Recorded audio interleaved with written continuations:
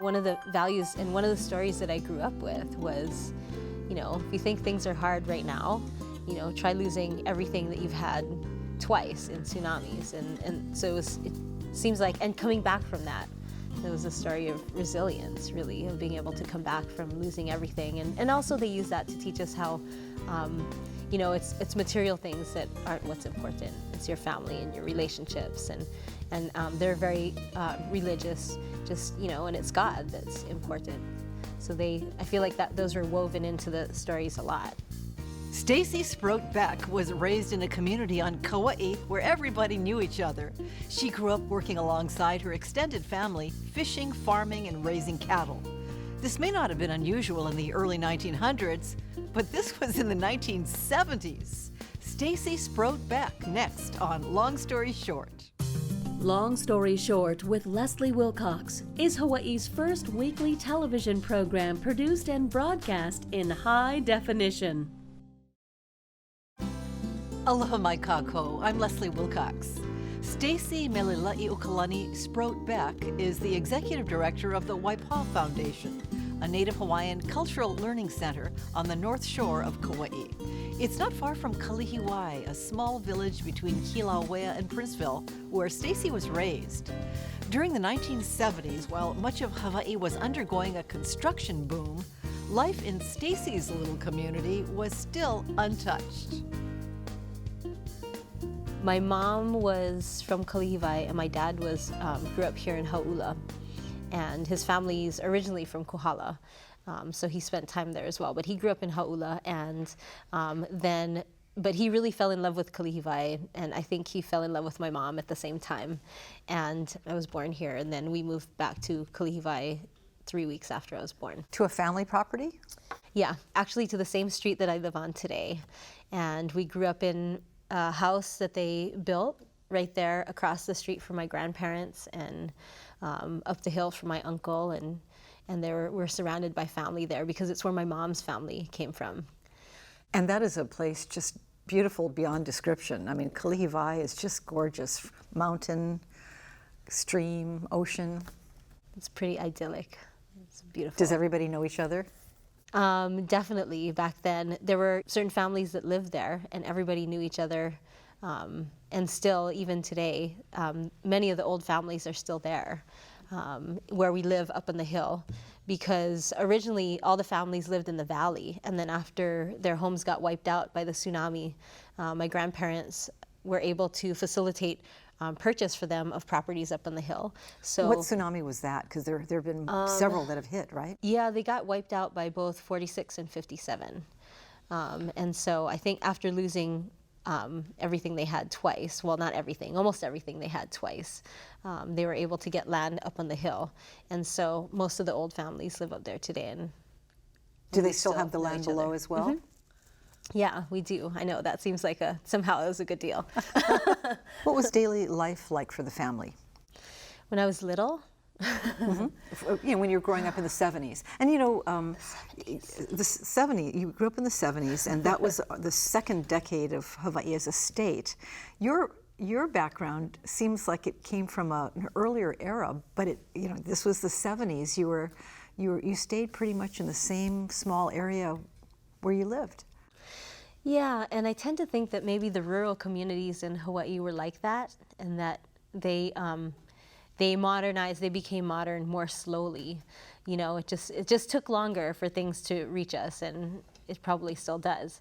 But we definitely grew up in an older style, and maybe it's because our family was still sort of practicing fishing and living off the land and farming, that our other values were like that, in that you didn't just go down to Honolulu because that was somebody else's fishing place.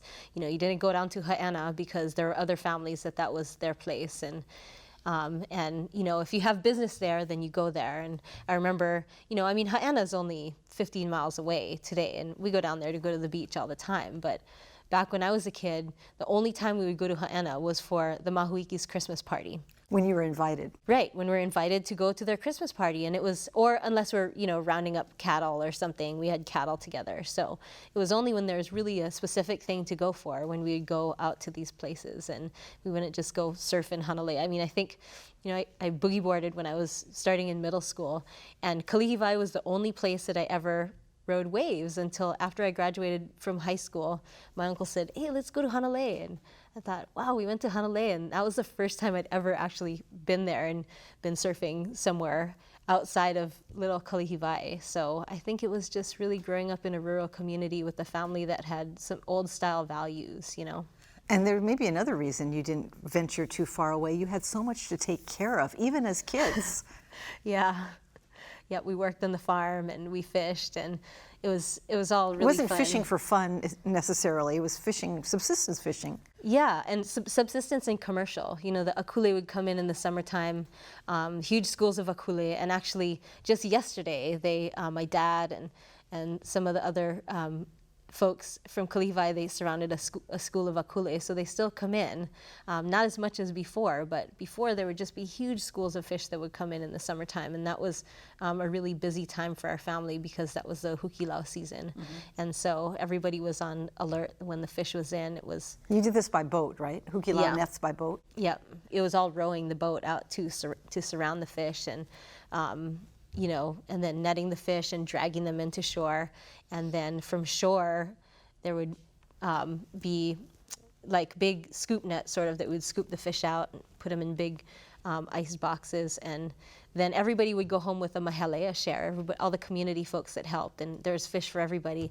And we would ship a lot of the fish here to Honolulu to sell. And that was just a part of tradition that had been happening for a long time? Yeah, multiple generations in our family were marine resource managers. My great-grandfather, who I didn't really know because he passed away maybe when I was 1 or something, and he was the konahiki of these fisheries in these particular areas around where I grew up. And then it passed down to my grandfather, who was his oldest son. In the 1970s, there was a konahiki.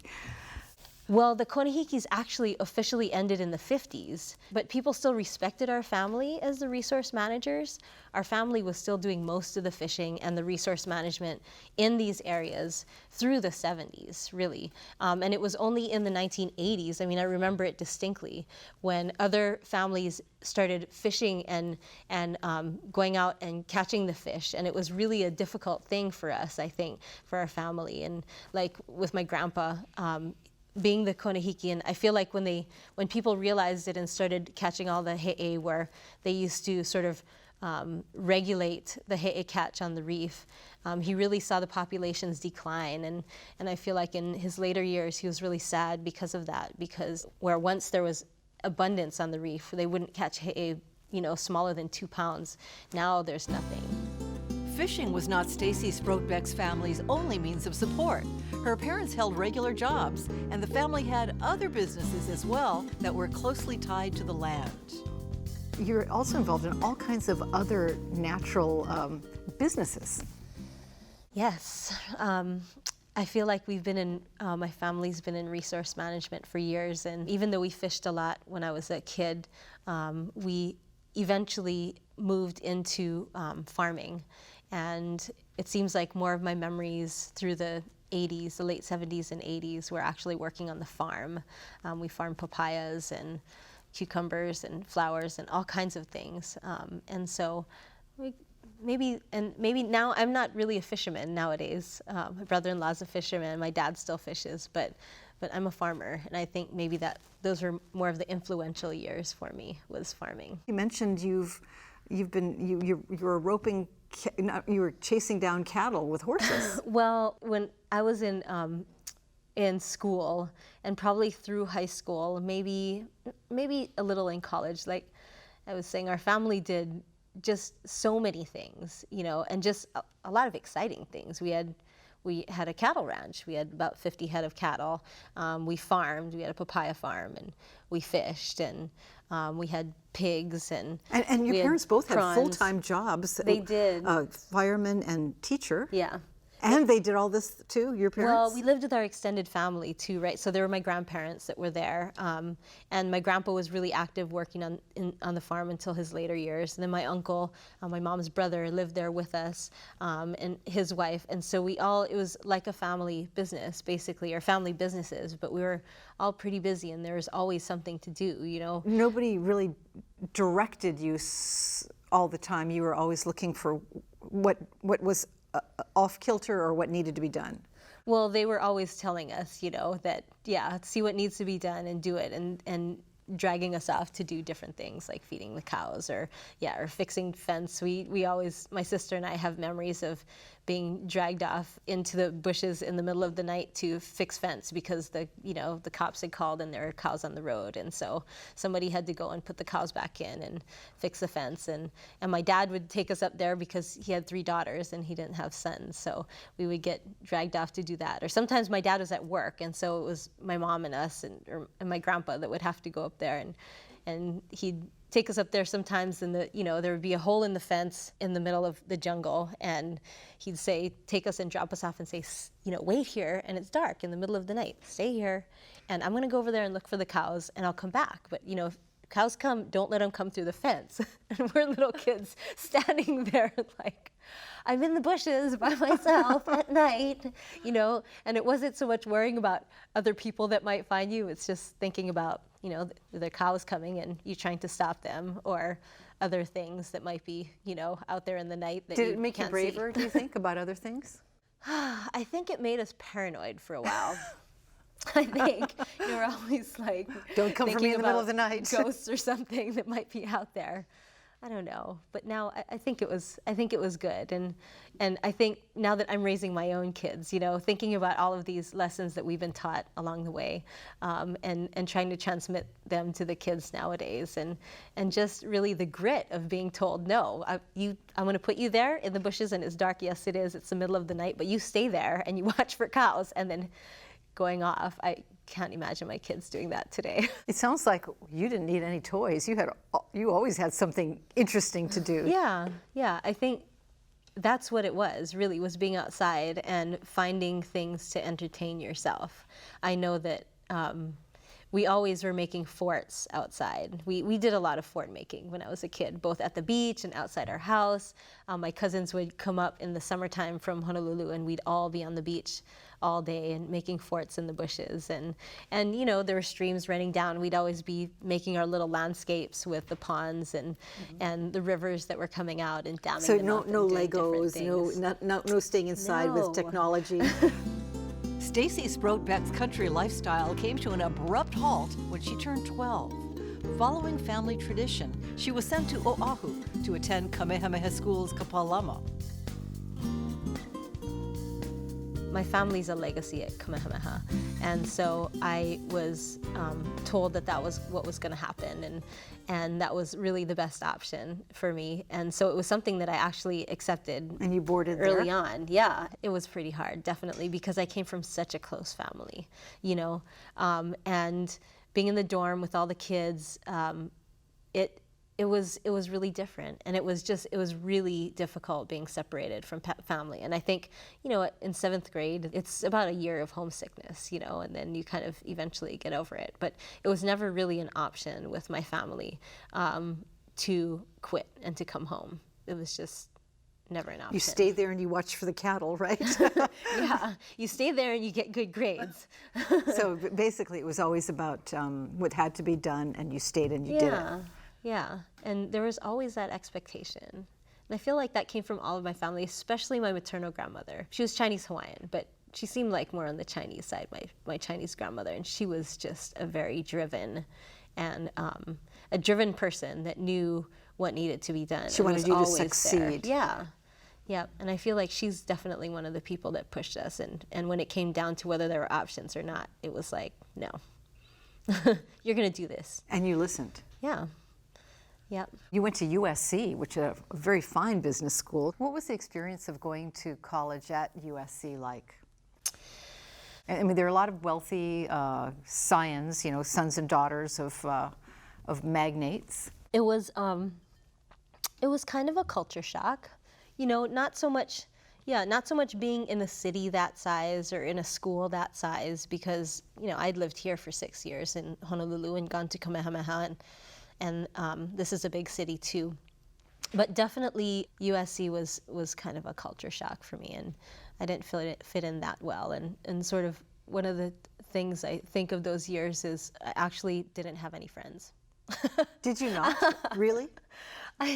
Through most of my college years, I didn't have friends until I went on a study abroad program halfway through, and I made some really good friends on this trip to France. And I came back with a couple really good friends for the last couple of years. But before that, you just gritted your way through classes without friendship and companionship? Yeah, and I think, now that I think about it, it didn't bother me that much. And later on, I realized that it was actually a really good thing, because I ended up graduating with straight A's. I graduated like magna cum laude, which, by the time I graduated, I was like, really? Wow, how'd I do that? and it was because I didn't have any friends. So it actually worked out perfectly. But now I do have a couple of really dear friends that are back in LA that come to visit now and then. Did you know what kind of business you were going to do, or were you thinking of extrapolating it to Kalihiwai? I definitely was thinking about family business the whole time. Yeah, and when I was in business school, I'd ask my instructors, because it was a big business school, and it was always about big business and how you were going to make the most money possible. And I'd raise my hand and go, well, what about family business? And they go, oh, no, don't talk about family business is really hard. And I go, oh, what about nonprofits? And they go, nonprofits? Maybe we'll bring somebody in to talk about nonprofits, but just nonprofits aren't really where the money is.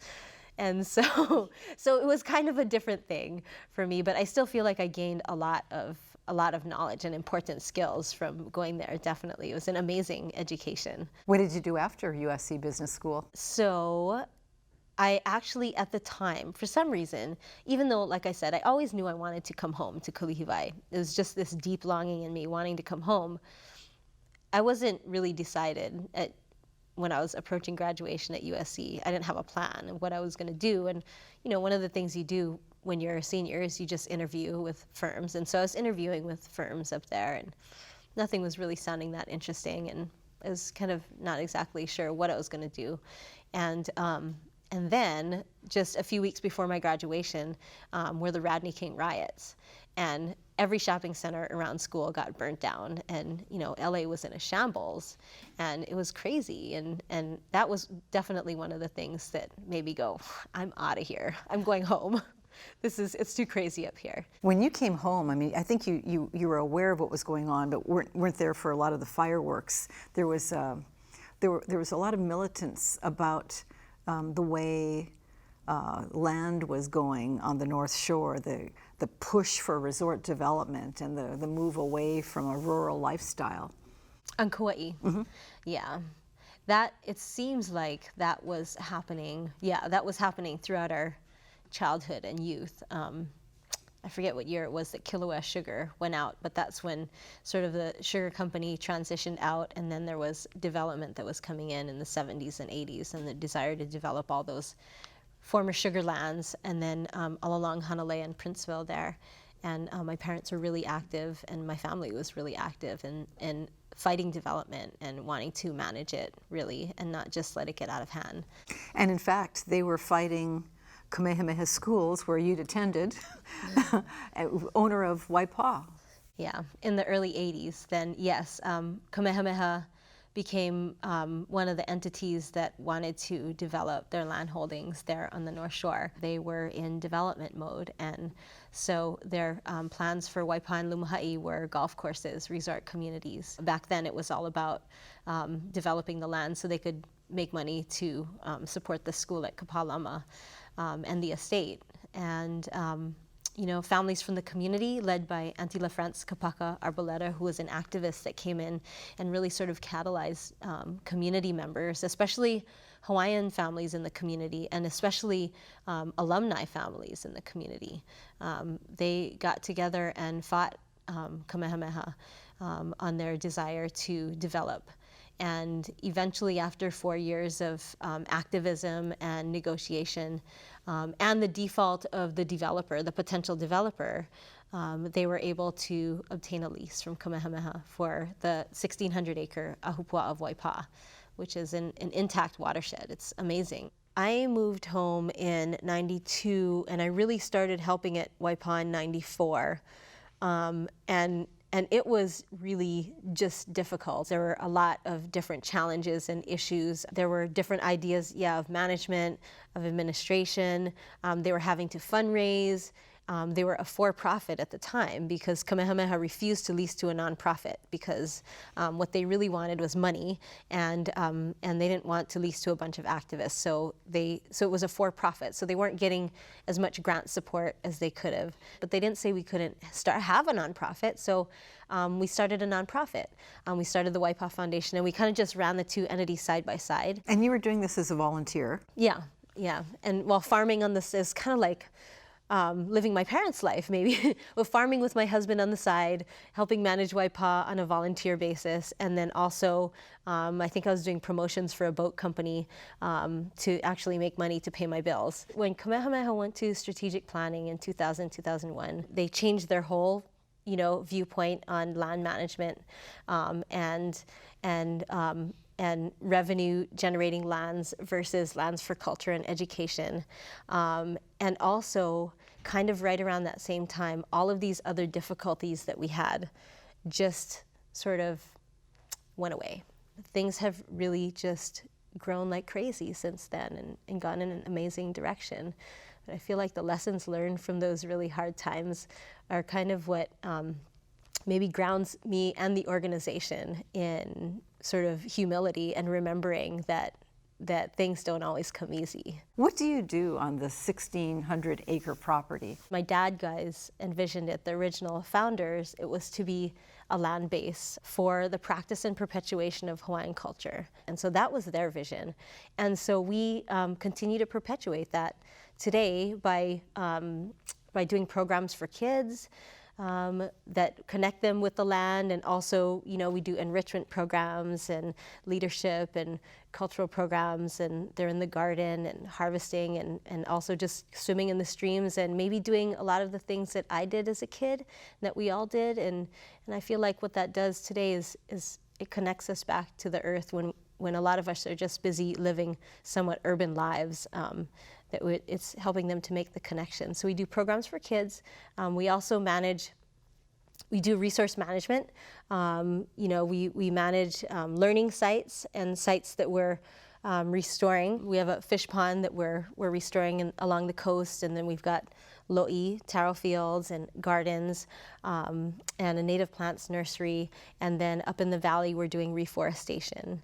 And then sort of teaching and learning through all of that. We do so many things, just festivals and gatherings and farmers markets, and we make poi and feed the community. And I think being out there too, and just having the opportunity to hike and observe, and explore, and even another thing that's really amazing to us is that we've planted a lot of fruit trees lately, orchards of fruit trees, everything from longan and lychee to mango and oranges and avocado and ulu, star fruit, and really to be able to create abundance, lots of food, because we know the importance of having lots of food there, both to feed ourselves and, to share with community and then to market too. But also being able to take the kids out, and mountain apples too, that's a big one. Being able to take the kids out and let them pick their own snacks off the trees. I mean, we grew up with that. But kids nowadays, they look for a box. It blows their mind when they go out and and are able to pick mountain apples and eat them.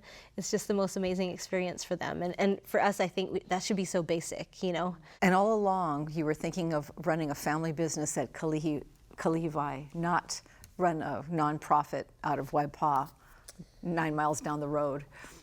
Yeah, I kind of had an inkling I might end up doing that, because I remember asking that question when I was in college, what about a nonprofit?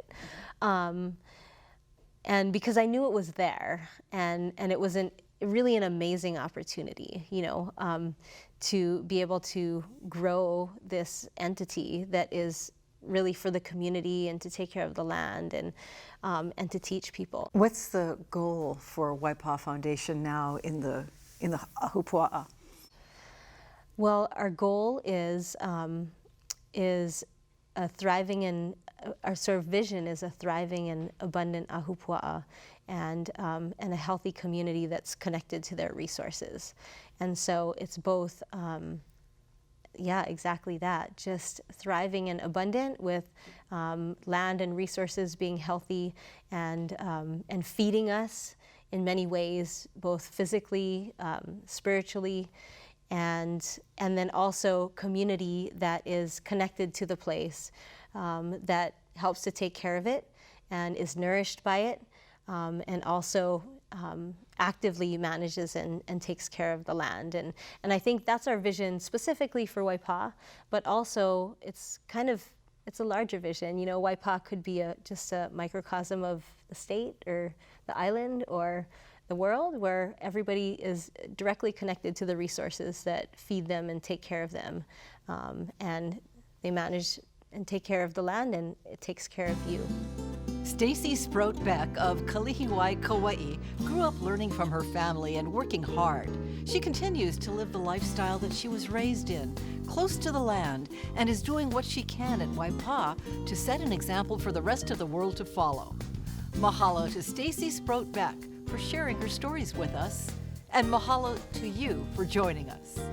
For PBS Hawaii and Long Story Short, I'm Leslie Wilcox. Ahui ho. For audio and written transcripts of all episodes of Long Story Short with Leslie Wilcox, visit pbshawaii.org. To download free podcasts of Long Story Short with Leslie Wilcox, go to the Apple iTunes Store or visit pbshawaii.org. Your children are 8 and 12 now? And 12 is when you went away to Kamehameha on Oahu. Yes. And you mentioned the legacy of the school in your family. What's the plan for the kids? Oh, the plan, the big question. You know, I look back on the way Kamehameha was presented to me when I was young, and it was never a choice. And I'm glad that was my path. And today, it's so hard to force them into things that are not their choice, right? And we always want what's best for our kids. We're not pushing them into it, but if they want to, then we'll definitely do our best to make that our option.